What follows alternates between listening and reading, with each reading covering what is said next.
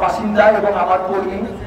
আমি আগেই বলেছি ওনার সন্তানেরা এবং এনারা তিনজনই আমার প্রতিটা মিছিল মিটিংয়ে নিয়মিত কর্মী এবং তাদের বাবার সাথেও তারা আমার মিছিল মিটিং উপস্থিত হয়েছিলেন। আমি যে আসলে কর্মী বলছি তাদেরকে, এটা আমার বলতে মানে মোটেও ভালো লাগছে না। আমি বলবো তারা আমার সন্তান, আমাদের সন্তান। এখন আপনাদের সামনে বক্তব্য রাখছেন, উনি ওনার কথা বলবেন, ওনার পরিচয় উনি দিবেন, সেটাই সবচেয়ে ভালো হয়।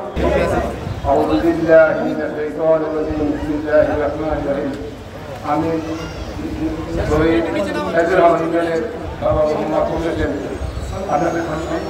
আমার কথা বলতে চাই।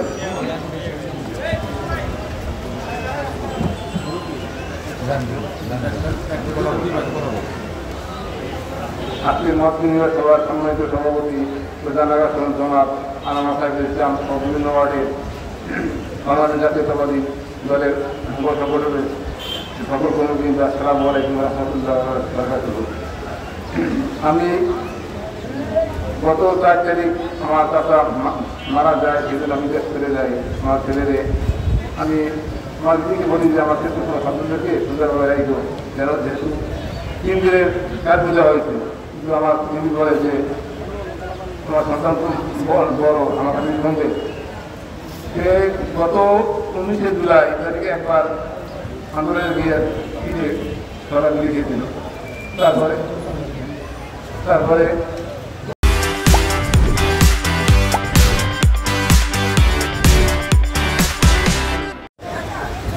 আমার ছেলে মারা যাওয়াতে যা কষ্ট না পাইছি তার চাইতে আমি বেশি কষ্ট বেশি দাফন করতে চাই না।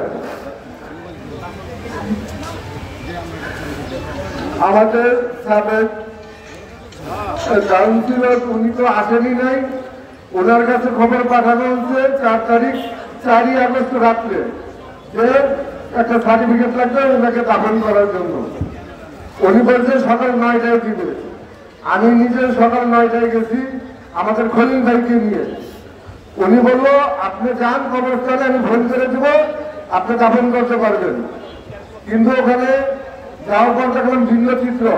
এটার কারণ হচ্ছে আমার ছেলে জানাজায় জনাব মোবারক সাহেব জানাজায় উপস্থিত হয়েছেন এবং জানাজার নামাজ আদায় করেছেন।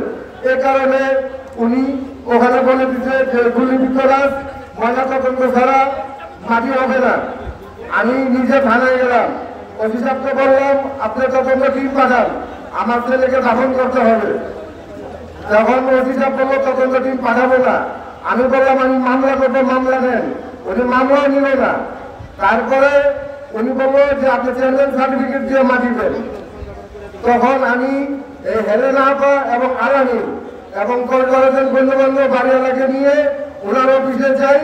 তারপর উনি আমার একটা সার্টিফিকেট দেয় যেটা কোনো ভ্যালু নেই, নর্মাল সার্টিফিকেট দেয় যে সাধারণ মৃত্যু। অথচ আমার ছেলে গুলিবিদ্ধ হয়ে মারা গেছে, উনি তো সাধারণ মৃত্যুর একটা ওনার ছেলে শহীদ হয়েছেন 4 তারিখে, 4ই আগস্ট। দাফন করি 5ই আগস্ট সকাল 10টায় জানাজা দিয়ে সে লাশ দাফন করি আমি 12:30 পৌনে 1টার দিকে। আমি এটার সুস্থ তদন্ত এবং যথাযথ বিশেষ ট্রাইব্যুনালে তাদের বিচারের আবেদন জানাই, যাতে বিশেষ ট্রাইব্যুনালে দ্রুতভাবে তাদের বিচার হয়। এবার আমার বক্তব্য শেষ করছি। আসসালামু আলাইকুম ওয়া রাহমাতুল্লাহি ওয়া বারাকাতুহু।